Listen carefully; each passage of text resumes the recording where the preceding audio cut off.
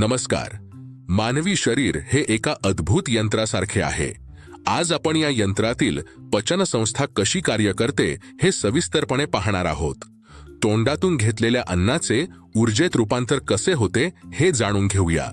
पचनाची पहिली पायरी म्हणजे अन्नग्रहण. आपले दात अन्नाचे बारीक तुकडे करतात. सुळे दात अन्न फाडण्यासाठी तर दाढा अन्न दळण्यासाठी मदत करतात. जीभ अन्नाची चव घेते आणि ते लाळेमध्ये नीट मिसळते. लाळेमुळे अन्न ओले आणि मऊ होते, ज्यामुळे ते गिळणे सोपे जाते. तुम्हाला माहित आहे का, पचन तोंडातच सुरू होते. लाळेतील अमायलेज नावाचे विकर अन्नातील पिष्टमय पदार्थांचे साध्या शर्करेत रूपांतर करते.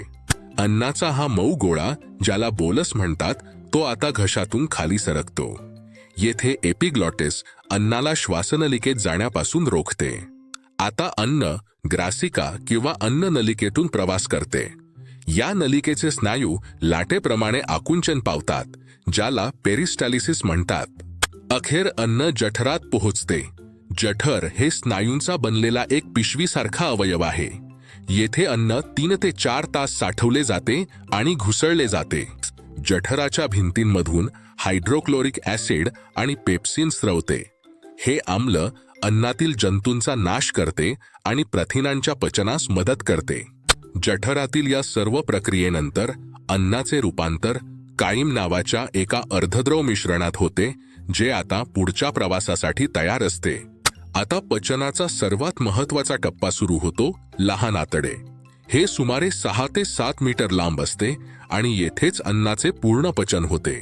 पचनासाठी यकृत आणि स्वादुपिंड महत्त्वाची भूमिका बजावतात. यकृत पित्तरस तयार करते, जे चरबीच्या पचनासाठी आवश्यक असते.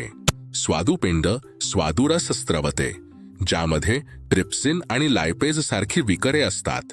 ही विकरे उरलेली प्रथिने आणि चरबी पूर्णपणे पचवतात. लहान आतड्याच्या आतल्या बाजूला विलाय नावाचे हजारो छोटे उंचवटे असतात. हे विलाय पचलेले अन्न शोषून घेतात आणि ते थेट रक्तात मिसळतात. ज्या अन्नाचे पचन झाले नाही, ते आता मोठ्या आतड्यात जाते. हे लहान आतड्यापेक्षा रुंद असते, पण लांबीला कमी असते. येथे अन्नातील पाण्याचे आणि महत्त्वाच्या क्षारांचे शोषण केले जाते. यामुळे उरलेला न पचलेला भाग घन स्वरूपात रूपांतरित होतो. हा न पचलेला कचरा काही काळ मलाशयात म्हणजेच रेक्टममध्ये साठवला जातो, जोपर्यंत तो शरीराबाहेर टाकण्यासाठी तयार होत नाही. शेवटी गुदद्वाराद्वारे हा टाकाऊ पदार्थ शरीराबाहेर टाकला जातो. या संपूर्ण प्रक्रियेला उत्सर्जन किंवा डिफिकेशन असे म्हणतात. तर मित्रांनो, आपण पाहिले की पचन संस्था कशी अन्नाचे रूपांतर शक्तीत करते, जे आपल्या वाढीसाठी आणि शरीराच्या दुरुस्तीसाठी आवश्यक असते. तुमची पचनसंस्था निरोगी ठेवण्यासाठी भरपूर पाणी प्या, फायबरयुक्त पदार्थ खा आणि जेवण नीट चावून खा. निरोगी रहा, आनंदी रहा. मला आशा आहे की हा व्हिडिओ तुम्हाला नक्कीच आवडला असेल. पुन्हा भेटूया अशाच एका माहितीपूर्ण विषयावर.